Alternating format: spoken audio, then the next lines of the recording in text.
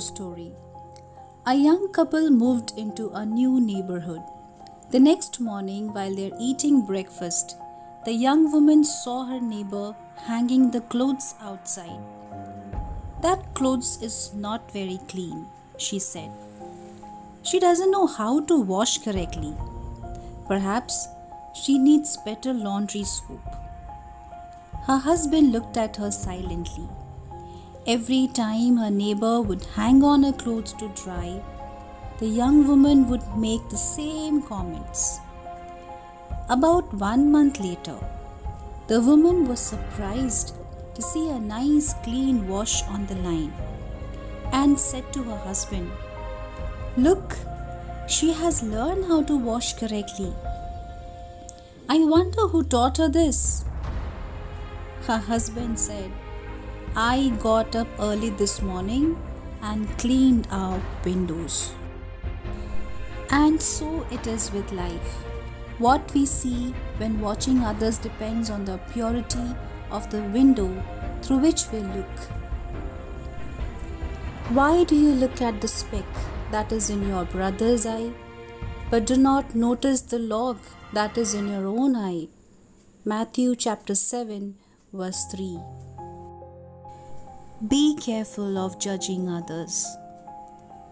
The lesson from the window story is obvious. Before we judge others by looking out the window, let us look in a mirror first and clean our own windows. Jesus taught about this in his Sermon on the Mount. Do not judge so that you will not be judged.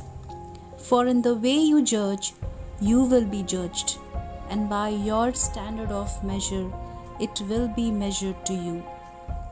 Why do you look at the speck that is in your brother's eye, but do not notice the log that is in your own eye? How can you say to your brother, "Let me take the speck out of your eye," and behold, the log is in your own eye? You hypocrite, first take the log out of your own eye, and then you will see clearly to take the speck out of your brother's eye. Matthew chapter 7 verses 1 to 5. Don't fall into the comparison trap.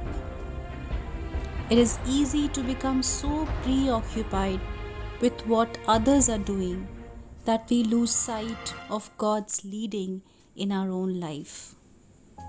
But each one must examine his own work, and then he will have reason for boasting in regard to himself alone and not in regard to one another. Galatians chapter 6 verses 4.